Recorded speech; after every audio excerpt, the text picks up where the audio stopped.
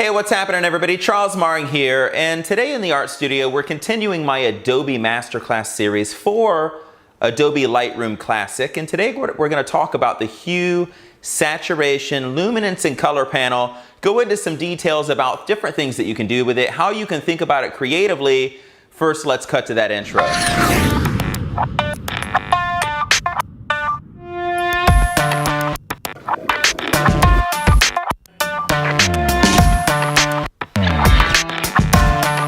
Today, we're going to be going over Lightroom again. We're kind of working our way through Adobe Lightroom. If you want to learn more about importing or organizing your photographs, go back to chapter 1 and 2.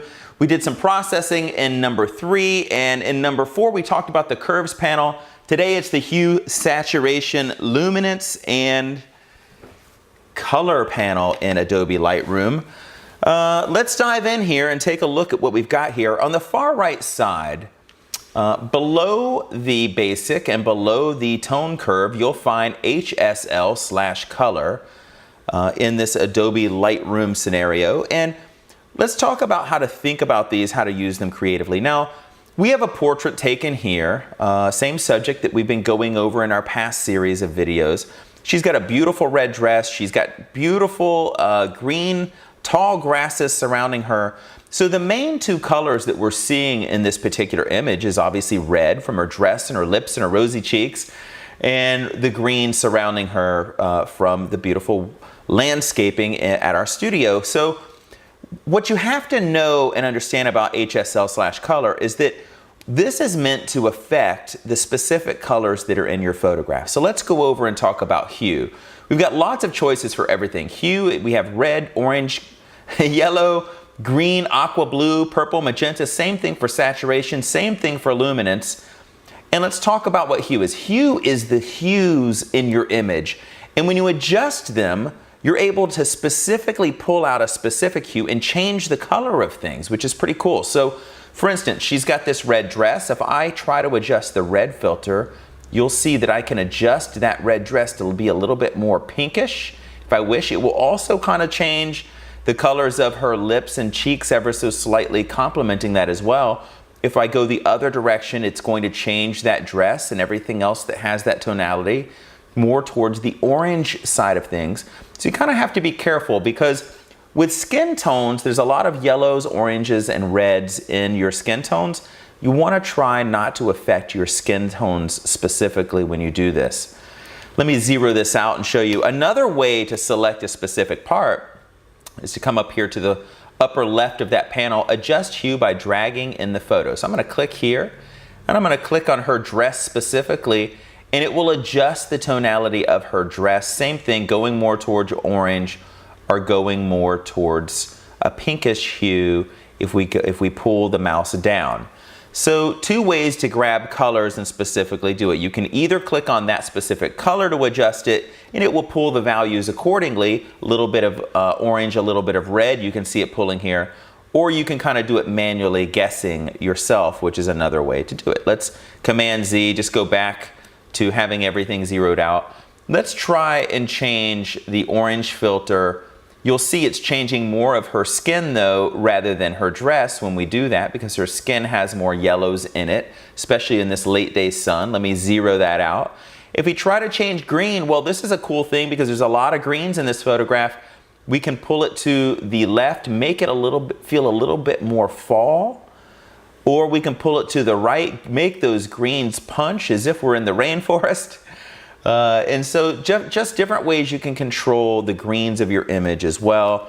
Of course, clicking up here and selecting the specific green point, allow Lightroom to kind of do the work for you. And you can see it's pulling some of the aquas at the same time as I pull the mouse down or push the mouse up, because there's obviously some aqua tones within that green palette as well. Let me zero that out once again. There's not going to be a lot of blues here, obviously, because there just isn't a lot of blue in this particular photograph. Purples, same thing. You're not going to see a lot of change on purples, so zero that out. Magentas, you'll see some, but it'll be very, very subtle. There's some hints of magenta, I do believe, in her dress here as well. Saturation is just that. How saturated is that particular color? If we go into reds here, we can desaturate them to where they're literally almost no color in it. But of course, got to be careful because there are reds in skin tone and you will be pulling some of that out as well. Again, just like we did earlier, we could select a specific point in that particular panel, the reds in her dress, and it will kind of help make that selection. But at some point, it does start to affect the skin tone quite a bit as well. You can see just like above, it's pulling a little bit of oranges into that as well. And so you can do this for any color, Command Z to go back to where we were, for any color in your image. Here we're going to pull some of the greens, make them more subtle, or we can punch those greens up, make them really saturated, really pop. And then luminance is a little bit different. Luminance is the brightness that a color is kind of reflecting into your face if you're looking at it. Same thing here though, we can basically, if we want to dull the luminance or brightness of the red dress, we can just pull it back and it'll just kind of dull those reds down. If we want them to punch, we can kind of push them forward, make those reds really poppy, really punch. Again, at some point it's affecting the face when we do that though, so you got to be careful with that as well.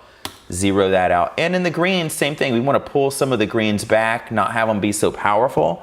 Or do we really want those greens to be very vibrant, very bright, and in your face? We can do that as well.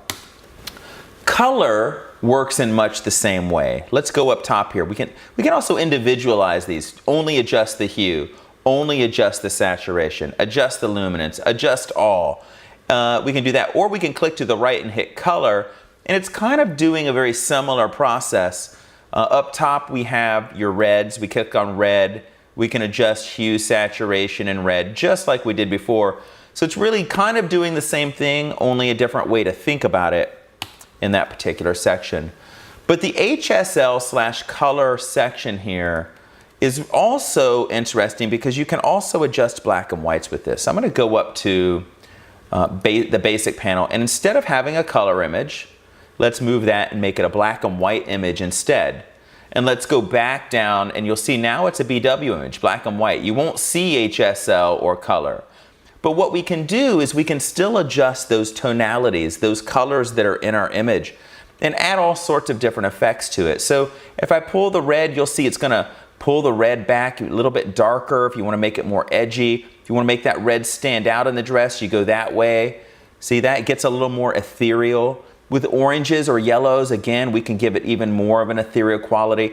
I don't want to say that it gives it a infrared look because it's not quite the same, but it does make things a little bit more in that spectrum that we would see. Same thing with greens. We can give that foliage more of a brightness to it as well, or we can pull that foliage, that green tonality way back. And so even though you're working in black and white, all of these sliders will also creatively affect your black and white photography in creative ways to make it more ethereal or more natural, depending upon how you utilize these sliders. So with that said, that's kind of a wrap on today's segment. Real quick segment talking about the hue, saturation, luminance, color slider, and for black and white. Everybody, if you like what we do here on our channel, I hope you'll take a moment and visit shopcharlie.com, CHARLEE. I am an expressionist painter. I photograph my paintings, have them printed on all sorts of cool creative fabrics, create all sorts of cool products from dresses to skirts and scarves and so much more. All available on our channel. Crazy t-shirts like this as well for the guys. But that's a wrap on today's segment. I appreciate you, everybody. Make sure to subscribe below. Have a great one. Take care.